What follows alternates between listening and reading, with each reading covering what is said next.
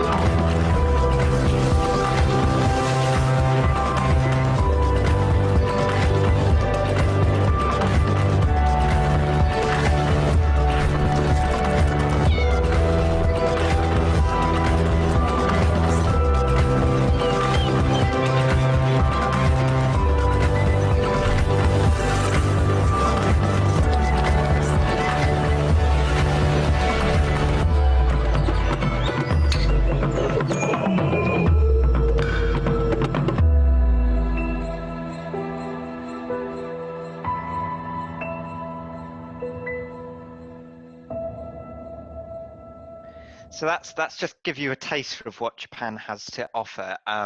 You've got the modern cities, you've got the rural countryside, you've got the old, you've got the new. It is a land of contrasts, and that is what you saw in that video was just the tip of the iceberg. There is so much to see and do in Japan. It's quite difficult to explain it all and put it all in one video. Um, but yeah, I'm going to explain about Japan in general as a country, geography-wise. There's about 6,500 islands that make up Japan, so a lot to be exploring. It's about 70% mountainous, so most of the mountains are inland, and then everyone else sort of lives on the coast. The majority of the population lives on the coast. And it's got about the same land mass as Germany. So it is a big country. There's lots to explore, and there's almost 30,000 kilometers of coastline. So I go back most years. I lived there for 3 years, and there's still things I've not seen and things I want to go back and explore. In terms of population, it's 127 million people live in Japan, so it's roughly twice the size in population as the UK. And 35 million of those live in Tokyo alone. So it's basically half the UK lives in Tokyo, which is crazy to think about. But you might think it's busy and crowded, and yes, it is busy and crowded, but it's a very busy and orderly crowds. Nobody's bumping into each other. Everyone's very respectful of each other. So it's a very different experience than if you're, say, going around London, which seems very hectic. I don't want to dwell on coronavirus too much, but I thought this would be a good point in the presentation to explain how Japan has dealt with this, and they've actually dealt with it very well. They had the virus in the country well before the UK did, especially with the Princess cruise ship docked in Yokohama with cases on board. But they've actually had very, very low case numbers.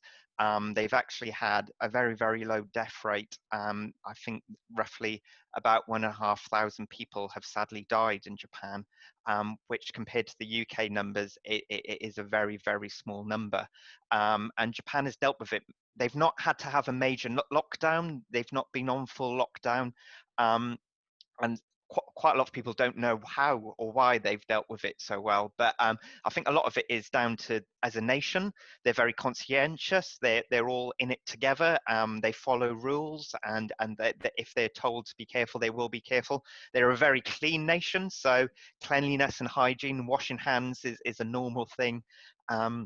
They wear face masks even if they have the common cold so that they don't spread it to other people. So wearing a face mask is quite common in Japan. They didn't have to adopt that. It's something they already did.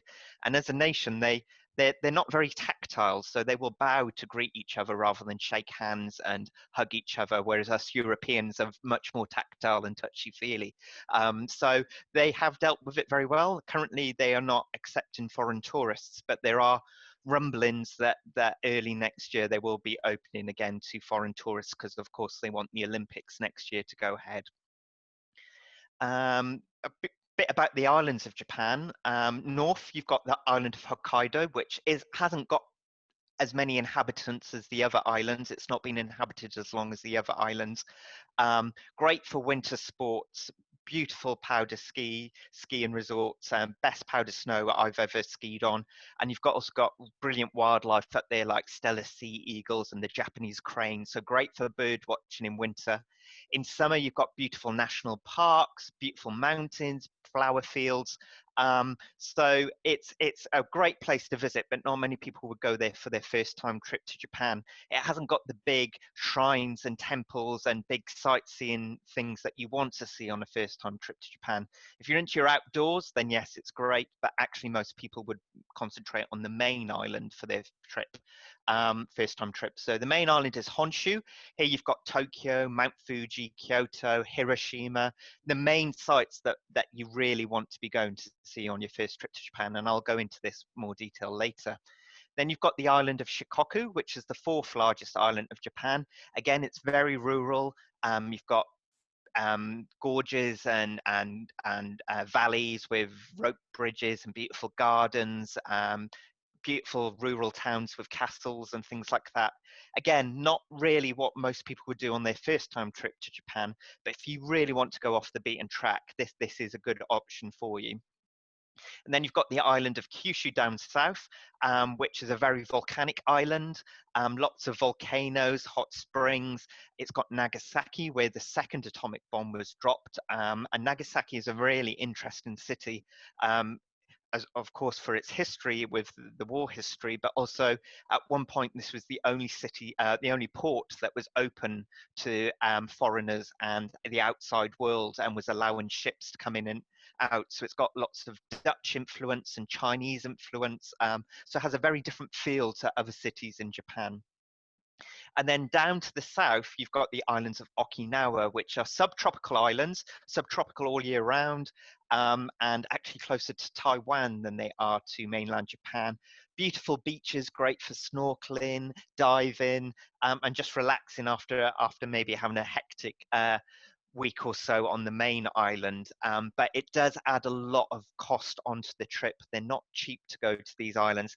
And if I'm completely honest, there are better beach resorts and better beach stays elsewhere in Asia. So it is really interesting to go to, but I wouldn't say it's up there with other parts of Asia in terms of beaches. So why would you go to Japan? Well, Japan is unique. There are things you'll see in Japan that you won't see anywhere else in the world. You've got sumo, samurai, geisha, bullet trains, Mount Fuji, and all these iconic things are amazing and are great and will be highlights of your trip. But what I actually think makes a trip is all the little things that Japan does differently, and all these little unique things that really make for a trip. So taxis, taxi doors will open and close automatically behind you. So even taking a taxi in Japan is a real unique experience. Here's all the staff on a bullet train. They've just cleaned the bullet train, and now they've come out and they're bowing to all the customers before they get on the bullet train. Ticket conductors will bow to the carriage and say sorry for disturbing you before checking tickets and leaving to go on to the next carriage. Toilets in Japan are really unique. As I said earlier, there's real contrasts in Japan. You've got these high-tech toilets which have heated toilet seats, have buttons that you can press and jets of water squirt from all different angles, or public ones, sometimes they'll have a music button, so you can press the button and it will play music so that people around you can't hear you doing your business in there. And then also bars and restaurants will have toilet slippers, so rather than spreading germs between the restaurant in and out of the toilet, you change from your shoes into toilet slippers, do what you need to do in the bathroom, and then come back and change back into your normal shoes, which is a really unique, weird thing to be doing, but it makes a lot of sense. So it's all of these unique things. Literally every minute of every day in Japan, you'll see something that is done differently, and it's all of these things that make a trip really memorable. And it's quite often customers come back and tell us all about this rather than seeing Mount Fuji or going to the sumo. It's all of these things. You've got big, exciting cities in Japan. A lot of people think, oh, I've been to Hong Kong, I've been to Shanghai, Beijing. I don't really want to go to another big Asian city. But the big cities in Japan are different from other cities. They've got their unique feel. They've got a different way of doing things. So Tokyo is great. And again, Osaka is one of my favorite cities in Japan. But then you've also got the beautiful landscapes, 70% mountainous. So there are beautiful views, beautiful scenery to be seen all over Japan. Then you've got the food. The food is just outstanding. They've got more Michelin stars in Japan than any other country in the world. And it's not just sushi. There is a whole range to the cuisine in Japan. I've just come back from a trip to Italy, and I must admit, after 2 weeks, I was getting bored of eating the same food over and over again. But in Japan, you could literally, for a 2-week trip, eat a different type of food for lunch and dinner for the whole trip and still not experience all the different foods they have to offer. It's not just sushi. There is lots of fish and there is lots of sushi, but there is far more to it than just that.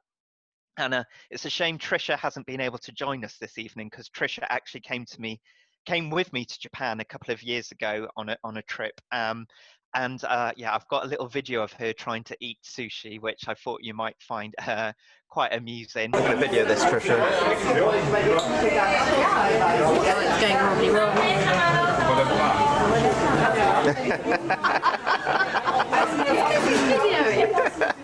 Try this one.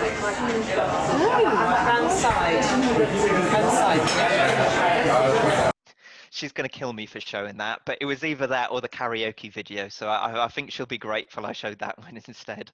But again, there's unique wildlife in Japan. You've got your snow monkeys, you've got flying squirrels, and I spoke about the cranes and the eagles earlier. So again, great for wildlife lovers. Also, beautiful gardens throughout the country. So if you're really into horticulture and gardening, there's something around every corner in Japan. The properties you stay in will have beautiful gardens. People's front gardens are just as beautiful. So yeah, if you're into gardening, there's great options to put into trips. And then you've got the hot springs in Japan. Hot springs all over the country, and going to your local hot spring is a way of life in Japan. You usually do it once a week. They're communal hot springs. Men and women are usually separate, and you do have to go in your birthday suit, so you are completely naked. So it's not for everyone. If you're a bit shy, it might not be for you. But it's just a way of life over there, and I highly recommend just taking the plunge and just doing it, because it is a great experience. But if you are a bit shy, there are ways of getting around being naked in front of other people, which I'll go into later. A lot of people don't think of Japan as an outdoors destination, but there's great hiking routes, great cycling routes, and it's not just shrines and temples. You can do good things in the outdoors over there and have a really active holiday if that's something you're interested in. And then you've got beautiful art all over the country. You've got traditional Japanese art, but then you've also got great modern art all over the country. This pumpkin here is on an island called Naoshima. And the island was a fishing island, but most of the youngsters were moving to the mainland, and they felt the island was like really decreasing in population, and the traditional ways were being lost. So they actually redeveloped the island as a art island, and there's installations and sculptures all over the island. There's museums with work by Monet and other world famous artists. So there's great art all over the country for art lovers if that's what you're into.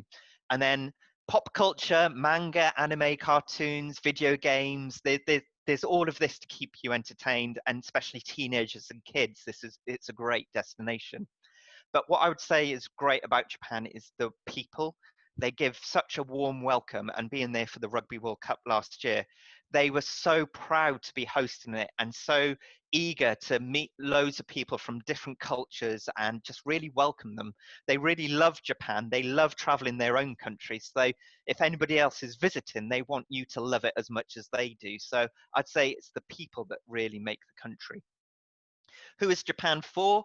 I'd say it's for literally anyone. It's for solo travelers, families, friends, couples, honeymooners. It's literally for everyone. And I'd say the main reason for that is it's safe. It's one of the safest countries in the world, one of the lowest crime rates in the world. You quite often see kids like this walking home from school by themselves. And I think that's what really makes it great for families and also solo travelers as well. Yeah, you feel very safe walking around by yourself. People will be welcoming. You don't feel left on your own. Going out in bars and restaurants, it's quite common in Japan to go out by yourself and sit at the bar or sit at the counter in the restaurant and speak to the staff, and they're very welcoming. So I ate out by myself a lot in Japan. I hardly ever cooked. So yeah, it's a great destination for everyone. When's the best time to go? The most popular time is spring, so March through to May. It's a good, nice temperature, not too cold, not too hot, and the cherry blossoms is the main draw for spring. So I'd say end of March, first 2 weeks of April on the mainland is when you'll get the cherry blossoms. So if you plan a trip for 2 weeks over end of March, first 2 weeks of April, you'll probably see cherry blossoms but it is busy and it is the most expensive time of year to travel. Then you've got summer, June through to September. I'm not going to lie, it is hot, it is humid.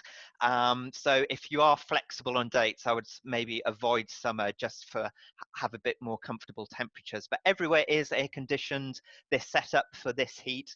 And also at this time of year, every town will have its own summer festival with dance parades, fireworks, lanterns. It is a very vibrant time to be in Japan.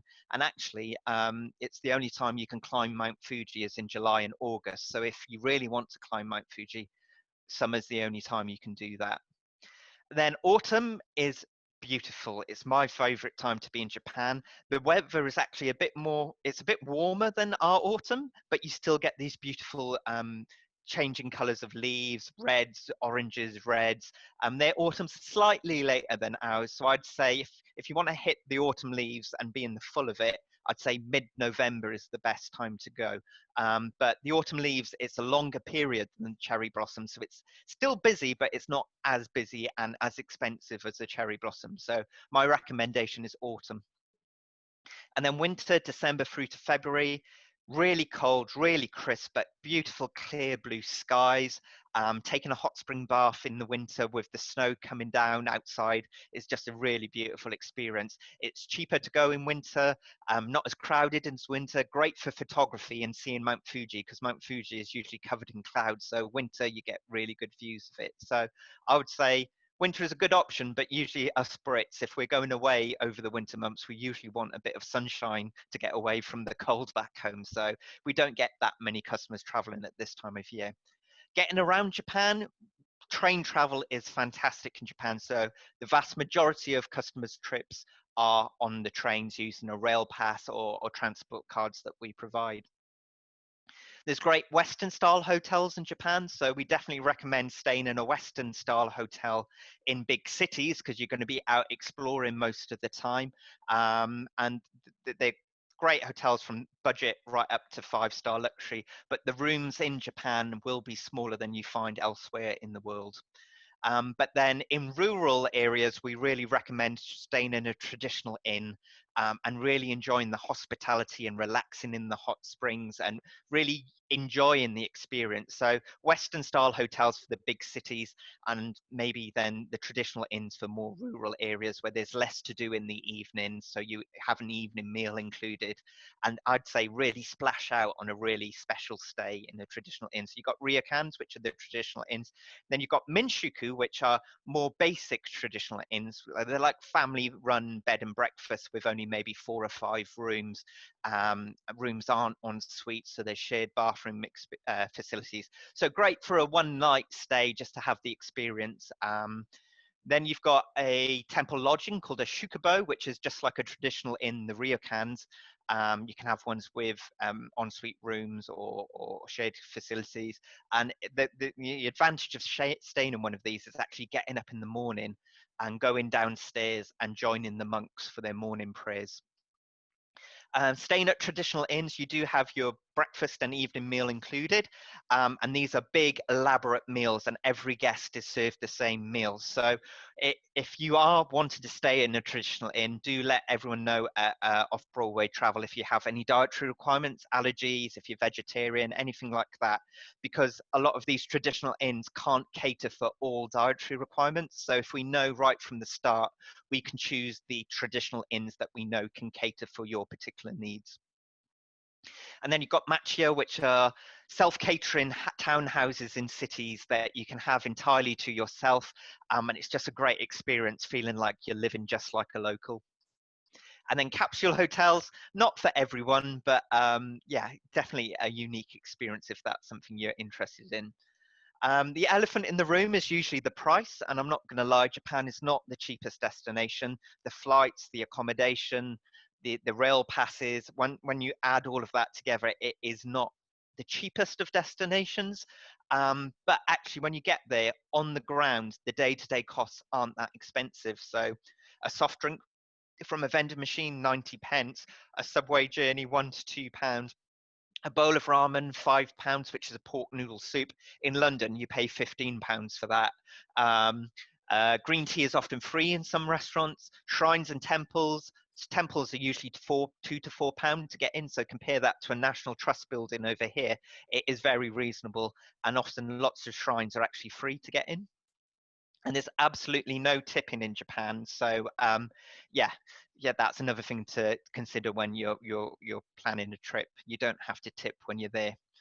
A lot of people are concerned about the language, but actually a lot of the train stations, a lot of the announcements in major stations, they're all in English as well as Japanese. So it doesn't have to be a barrier.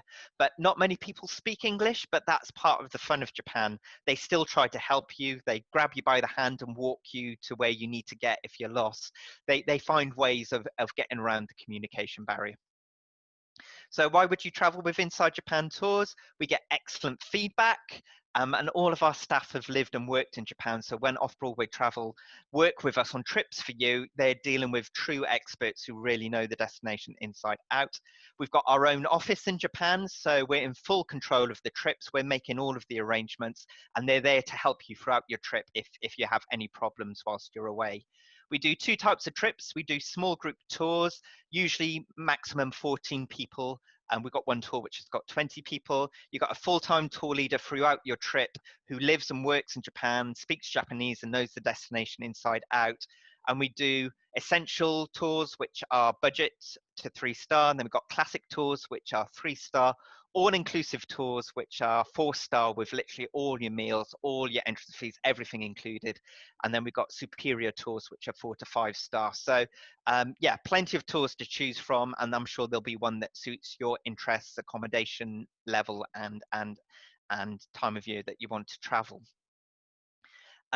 Just some example prices. Our budget tours, these are not included flights. We can add flights on top of this. So Japan on Mars is one of our budget tours for 2 weeks. It's about £2,500 per person plus flights. Economy flights are usually about £700, £800 per person. Classic Japan 3-star for 2 weeks is around £4,000 per person. And then all-inclusive 4-star from around £5,500 per person. And then our superior tour 4 to 5-star Japan Enchantment for 2 weeks is around £6,000 per person plus flights on top of that. And then we've got self-guided adventures, which is traveling around tailor-made independently, a trip tailored to you. You can go any accommodation grade, any budget, any time of year, and literally to anywhere in Japan. And we've got guides all over the country, so you're not completely on your own. They will be helping you out in certain destinations for sightseeing. And then we can include any experiences or anything that you're interested in. We can tailor make it to exactly what you want to see and do. We provide you with your own little info pack, which is literally everything you need for your trip. So our contact details for our office in Nagoya. So if you have any problems, you can call them, email them, and they'll help you out. And literally step-by-step instructions for your trip. So if you're taking a train, we give you the train journeys in English and Japanese, how to get through the station, literally everything you need for a successful trip. It works like clockwork, thanks to Japan being so punctual and efficient. Again, accommodation, all your instructions in English and Japanese, so you can get to where you need to go. And then each city you go to, we give you a little destination guide with all of our recommendations for sightseeing and bar and restaurant recommendations. So I'm going to take you through what you can expect from your first week in Japan. So this is a golden route is what we call it. It's 3 destinations which are a good basis to start off any trip, and then you can add on destinations after this depending on what you're interested in. So the golden route starts with 3 nights in Tokyo, 2 nights in Hakone National Park, and then down 3 nights in Kyoto. I'm going to quickly whiz through what you can expect from a golden route, and then we can take questions. So day 1, you arrive, maybe a private transfer into the city across the Rainbow Bridge. Maybe stay in our favorite hotel, the 4-star Park Hotel in the center. Not all of the rooms look like this. This is one of their artist rooms, which are specially designed by local artists. They do have standard rooms if this is not to your taste. And then when you arrive, you've got a little welcome pack from our office in Nagoya explaining all of your tickets and translations into English, so you know exactly what tickets are there. And then you can start exploring Tokyo by yourself. Maybe go to Shibuya Crossing. Go to Meiji Jingu Shrine, which is a really famous shrine in Tokyo, and quite often you can see people getting married there. Outside the shrine, you've got Harajuku, which is known for the youth culture and crazy street culture that Tokyo is known for. Lots of people in weird costumes and really, you get to see really weird, strange things in this area, but you've got the shrine next door, which is completely different and tranquil and quite serene and normal. Then maybe stop for dinner, maybe ramen, pork noodle soup, or okonomiyaki, which is a savory pancake made using cabbages, and you cook it on the hot plate in front of you. And then back to your hotel in the evening, and then next day, day 2, you've got a day with a private guide. So this is Masa Hattori. He'll take you around for the day. Maybe go to Hamarikyu Gardens, in beautiful gardens right in the center of the city. Here's a photo of Trisha enjoying the gardens when we were there a couple of years ago. And in the tea house in the center of the gardens, you can try a traditional tea ceremony if that's something you want to do. Then take a river cruise from the gardens up to Asakusa, which is the traditional district of Tokyo. Got a very different feel to the rest of Tokyo. You haven't got high-rise buildings or anything like that. Again, here's Trisha enjoying her time in Asakusa, exploring the shrines and temples in the area. And then after that, maybe go up the Tokyo Skytree, which is the world's largest telecommunications tower. And you just have amazing views out over the city, and you just can't see where the city ends. It is a massive, massive city. Then in the evening, we've got guides who can take you out and sort of show you all the back streets of Tokyo. You can either do this as a group experience with other customers of ours, or you can do it as a private experience, and they'll take you down the back streets, going into all of these little places that do like chicken skewers or like Japanese tapas. And a lot of these places you wouldn't necessarily have the confidence to go in by yourself, so it really helps having someone to take you around and show you what you can see and do and eat and try lots of different things. So we can arrange somebody to take you out in the evening. Again, I took Trisha on one of these little tours, took her to a restaurant under railway tracks, which didn't really look anything from outside, but the atmosphere inside was amazing. And you would never have walked in there by yourself with not knowing what was inside. And it's great experience. The Japanese locals, once they've had a few drinks, suddenly their English gets really, really good. And yeah, it's a really good atmosphere going out in Tokyo in the evenings. It's fun. And then, yep, explore the bright lights afterwards, basically. Day 3, it's up to you then what you want to do. You've got a free day by yourself. You might want to go to Tsukiji Fish Market to have the freshest sushi breakfast anyone can get. Again, here's us going out for a sushi breakfast when we were in Tokyo. And then, or you can do a day trip to Kamakura, which is about 40 minutes from Tokyo, a beautiful town on the sea coast with this great bronze Buddha. Or to the north of Tokyo, about an hour and a half, you've got the Nikko shrine and temple complexes, where the see no evil, hear no evil, speak no evil monkeys come from. And then day 4, you're on a bullet train out of Tokyo down to Hakone National Park. It takes about 40 minutes to get to the gateway of the park. Maybe stay at the Motoyu Kansuiro, which is a beautiful traditional inn. This is an example of one of the rooms that you'll be staying in. Really traditional, great experience. And I said earlier that some people are a bit shy about going out in the public hot springs naked with everyone else. So you can choose traditional inns like this, which have their own private hot springs that are attached to your room, or that you can reserve just for your own use. So that's one way of getting around. This is actually attached to one of the rooms. Then go exploring. There's a great outdoor sculpture museum in Hakone, so you might want to spend an afternoon there. And then in the evening, you're back at your ryokan, enjoying a beautiful meal like this. There's multiple courses, lots of different, there's a fish course, a meat course, a vegetable course, a rice course, and it is some of the best food you will ever get to eat. So this is why dietary requirements are the most important thing to know about in advance when staying at a traditional inn, because yeah, it's quite complicated serving these meals if you do have a dietary requirement. So let us know in advance and we can sort that out. But yeah, here's Trisha enjoying the ryokan experience when we were there. And then in the evening, you go back to your room, and then your futons are laid out, and you spend the evening sleeping in your futons, which are very, very comfortable. Day 5, you've got a day to explore the national park. You've got a Wakudani where you take a cable car up and you see them extracting all the hot springs for all the ryokan in the area, and they boil eggs here, which the sulfur turns black. And apparently, if you eat one of these eggs, it adds 7 years to your life. So all of our guides that work in Hakone are probably going to live forever because they're constantly eating these. You can take a cable car back down the mountain and take a boat cruise across the lake, Lake Ashi, and on a clear day, you get to see really beautiful views of Mount Fuji. Day 6, you're back on the bullet train down to Kyoto. Kyoto is a big city. It is a modern city, and a lot of people are surprised by that because they think of it as being the traditional heart and culture of Japan, but it is quite a big city. But there are pockets of tradition throughout the city, and there is so much to see and do in the city. You could spend weeks there and still not see all the shrines and temples. You're staying under traditional machiya, so a renovated townhouse completely to yourself, living like a local, and go out, start exploring all the shrines and temples by yourself that day. Then day 7, you've got a private guide for the day. This is Kyono-san. She'll take you around for the day. You might, if you've watched Paul Hollywood Eats Japan, which was on Channel 4 earlier this year, you might recognize Kyono-san because she actually took him around Osaka, not Kyoto, but Osaka, trying all the different foods. So yeah, Kyono-san is one of our guides, and she'll take you around for the day.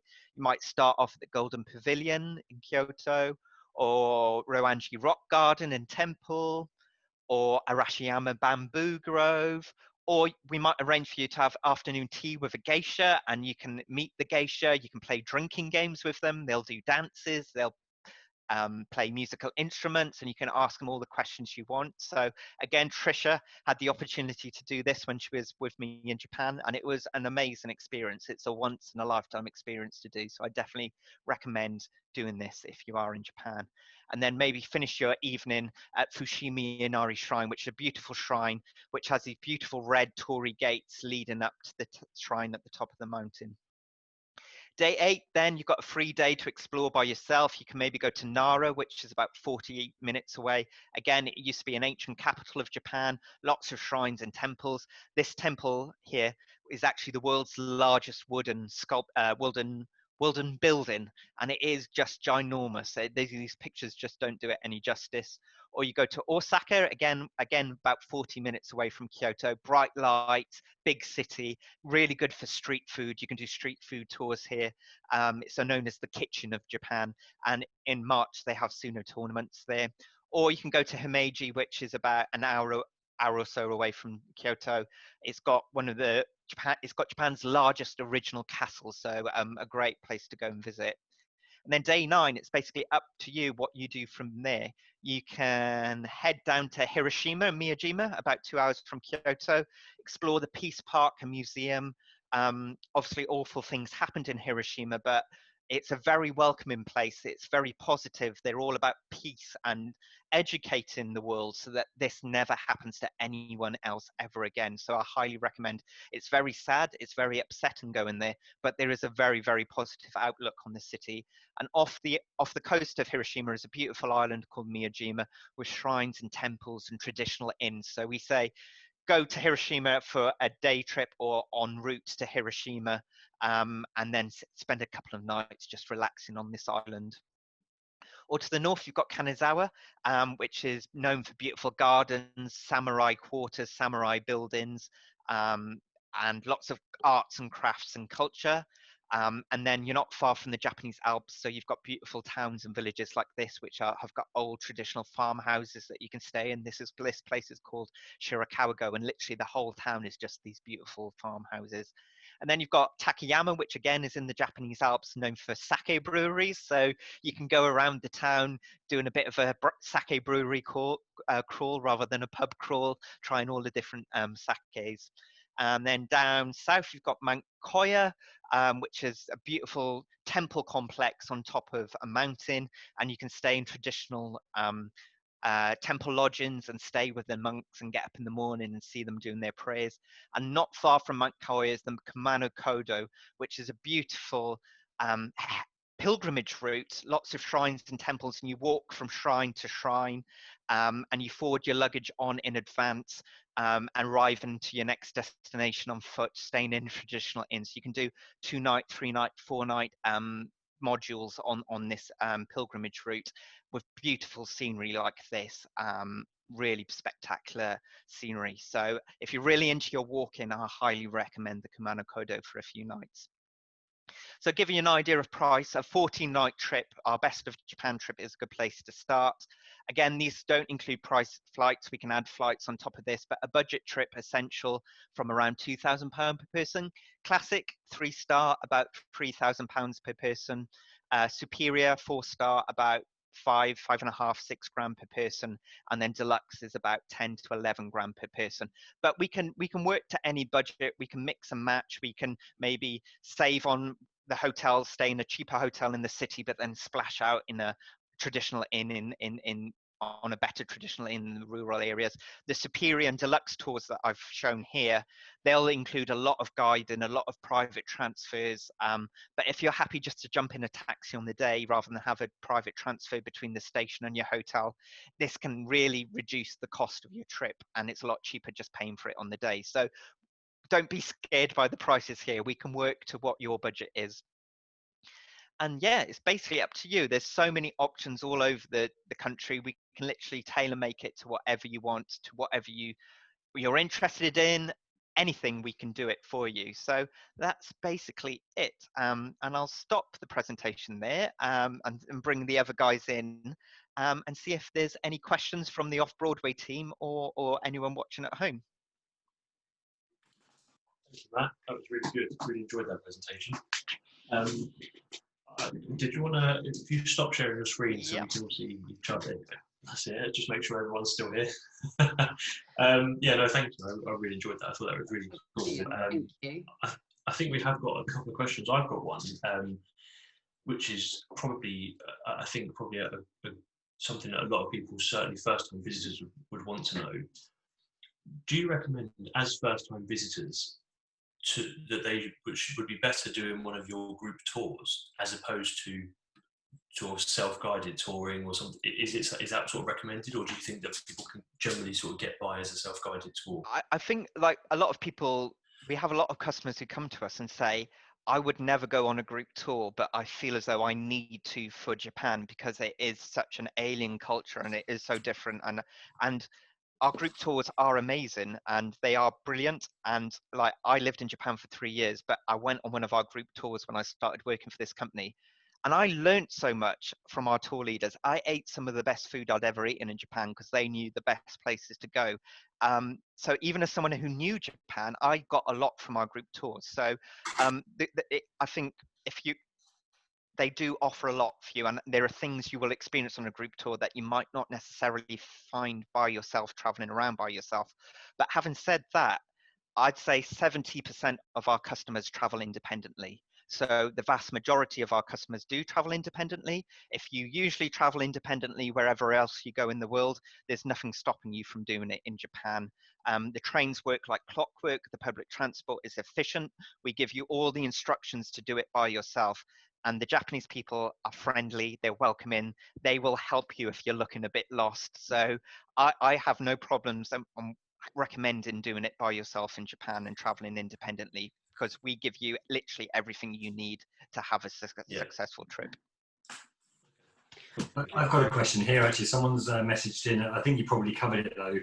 For a first-time trip, what would you say would be the minimum time that you would need to take? I think 2 weeks is a good amount of time. We have customers who spend more time in Japan, and you can spend a lot longer, but I'd say 2 weeks is a good amount of time that you can fit in big cities, you can fit in rural areas, and it's hopefully by the end of 2 weeks you won't be a bit templed out and sick of the sight of shrines and temples, which can happen. So 2 weeks is a good amount of time. But having said that, we do have some customers who spend 8-9 nights and just have a bit of a taste of Japan and then come back and say, actually, we definitely want to go back and do it in more depth. But I'd say 2 weeks is ideal. Yeah, thank you. And Matt, I've got a question as well. So obviously, a typical Japan itinerary can be quite busy. If clients wanted to go and just have some chill time at the end, am I right in saying that Japan's actually got some really good beaches? The subtropical beaches down south are really, really good. So if you do want to go and relax, you can do it down there. But it is expensive, and the beach resorts aren't quite the same as beach resorts elsewhere in Asia. So if you look at Thailand, for example, there's loads of beach bars, and it's all set up for tourists, and it's got a good vibe about it. You're not necessarily always stuck in resort. Whereas Japan beaches, it's very much a resort destination. You stay in your hotel, and they like to follow rules. So you can only swim between this post and that post.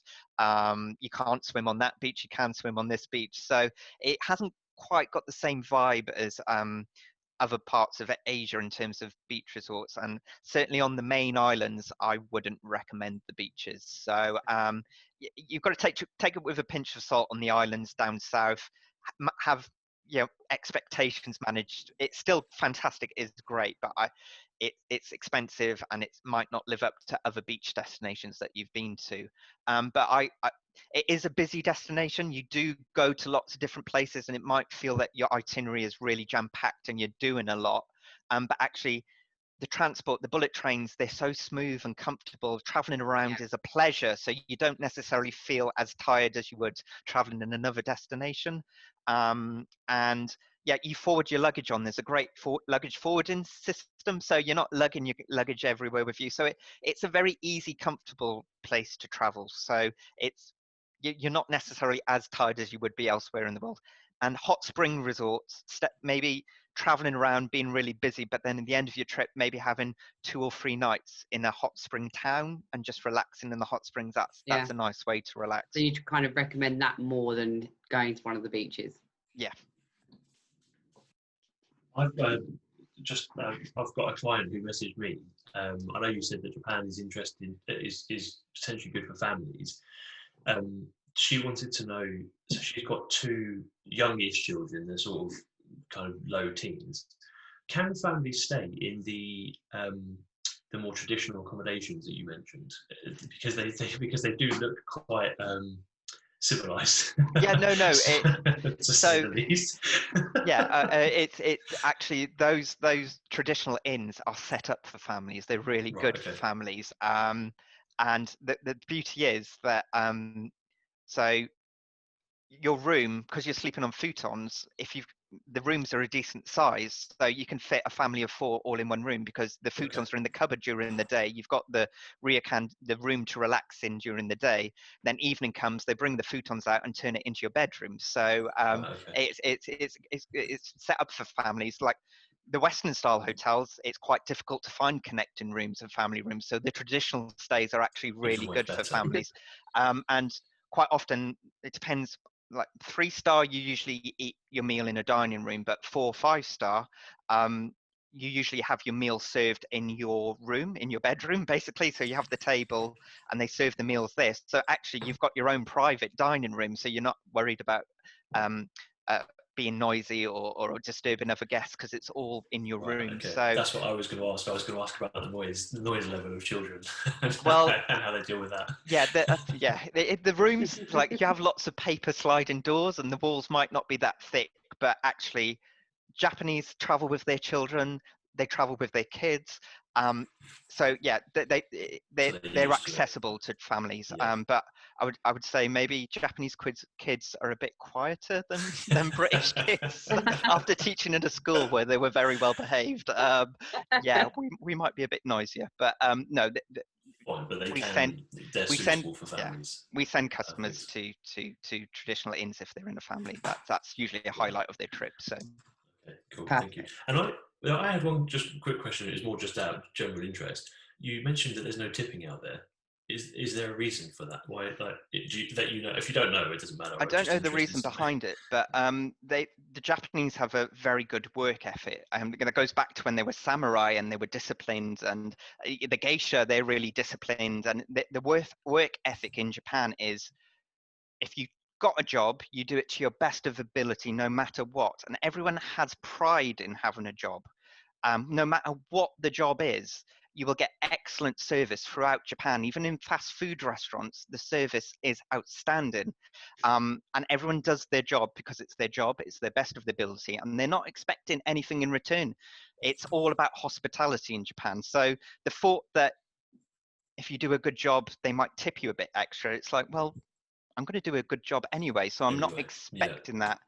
And also, as a destination, all jobs are very well paid. There's good salaries in Japan, so the service industry in Japan doesn't rely on tips in order tips to like it does survive. elsewhere. So Yeah. it's quite refreshing over there that you get good Yeah, it's quite service cool. wherever you go, no It's matter really what. good.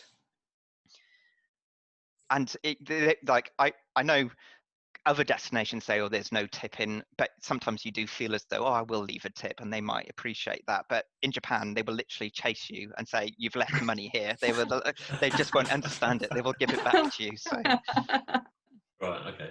Cool. Thank you. That's cool. I think that was all the questions that I had. I don't know if anybody else has got any other. I've got a question about the skiing. I know you mentioned skiing, Matt. Is there a better time to go for skiing, and is it just in the north that you can ski? So there's skiing throughout the main island and then to the North Island as well. The resorts vary, but I lived on the south of the main island, and I went to a really rubbish ski resort near where I lived. It was only small, the hill wasn't that big, but the best snow I've ever been on, and I've been skiing in North America, all across Europe, and even this rubbish little resort down the south of the main island had the best snow I've ever been on ever. Okay. So, but I would say there's the Japanese Alps, which are to the northwest of Tokyo. They're really good to go, and then the North Island as well is really good to go. That's where you get the best resorts, the best snow, and I'd say January and February are the best times to go. On the North Island, you can sort of go into March and maybe start of April, but it's a bit hit and miss with the weather. Usually we used to be able to guarantee good snow at that time of year, but in the 10 years I've been working for Inside Japan, and the climate is just changing all over, it's become a bit ropey in March and April. So I'd say January, February is the absolute best time to go. Brilliant, And would that also be the best time to go to see the snow monkeys?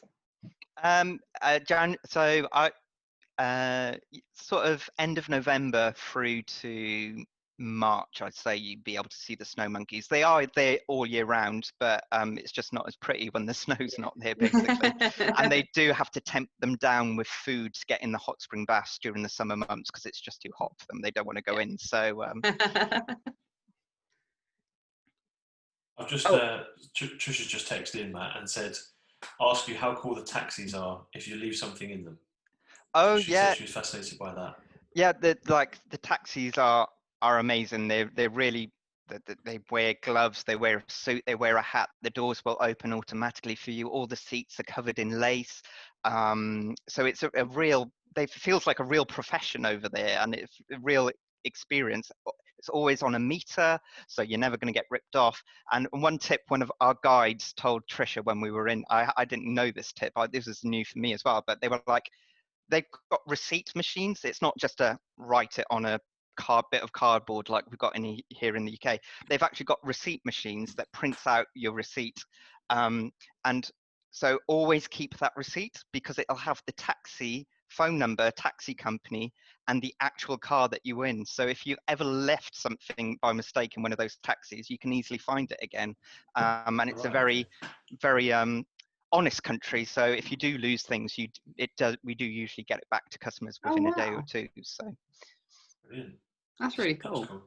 Excellent. Also, could you explain how the luggage forwarding works? Like, because obviously, because we've mentioned it, so people might be wondering what that is. Okay, so you'll never see Japanese people lugging big cases on the bullet train. They will always forward it on in advance. So there's the standard luggage forwarding service where you can go to any hotel, front desk, any convenience store, loads of places you can go to, but if you're a tourist, it's usually your hotel lobby that you do it, and you can arrange for your luggage to be forwarded on to another destination, and it usually costs about £10 to £15 per case, and it really easy to do. The staff do it all for you.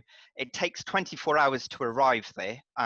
So what we usually recommend for the golden route I just showed, you're in Tokyo, forward your luggage onto Kyoto, but then when you go to Hakone National Park for Mount Fuji in a traditional inn, just take a little bag for 2 nights there. You forward your luggage from Tokyo onto Kyoto so that when you arrive in Kyoto, your luggage is waiting in your hotel room. And then going on the bullet trains and all of that, you've only got a small bag to worry about. You're not lugging the big cases around. So it's really efficient, really easy to use. I think there's only been one occasion since I've been working here for 11 years where it took longer than 24 hours, and that was because it was over New Year and there was something happened. So out of all, we send about 12,000 customers to Japan every year, and there's only been one time that it's gone wrong. That's not bad going. So it is really, really good. I mentioned about the hiking routes earlier, and I said there's luggage forward in there as well. On those hiking routes, it is same day. So you do literally just forward it on, and it's same day delivery. But everywhere else in the country, it takes 24 hours. Perfect. Thank you. Thank you. Cool. Thank you very much. I think, does anybody else have any more questions? No, I think that's it. I think we think we've grilled you enough, Matt. No, thank you. Thank you for giving up your evening. Just a quick one, really, just to say how much we appreciate you guys. We put bookings your way whenever we've got a Japan inquiry, and certainly we've had clients go away with you, and the feedback has always been great. Trisha's texted and said that your guides that the clients get when you travel, they're excellent, and it makes everything very easy to go from one place to another, as you said, even if it's self-guided. So, we love speaking to you guys, and that's why we've got you on here this evening, because we love thank dealing you. with you. So. We love working with you as well. I wouldn't have taken Trisha to Japan if that wasn't true. And no, I think it's great that you've got such loyal customers and customers that like supporting a local independent agency, because I think in times like these that's really important. So yeah, we love working with you because you are independent and you know your customers well, and you've got very loyal customers. So yeah, no, thanks for having me. No, thank you for giving up your evening, and yeah, thank you, and hopefully we'll be able to put some bookings your way for when Japan opens up again. Yep, we're hoping March, April. That's when the government's given sort of signs it's going to start again. So we're hoping Perfect. that.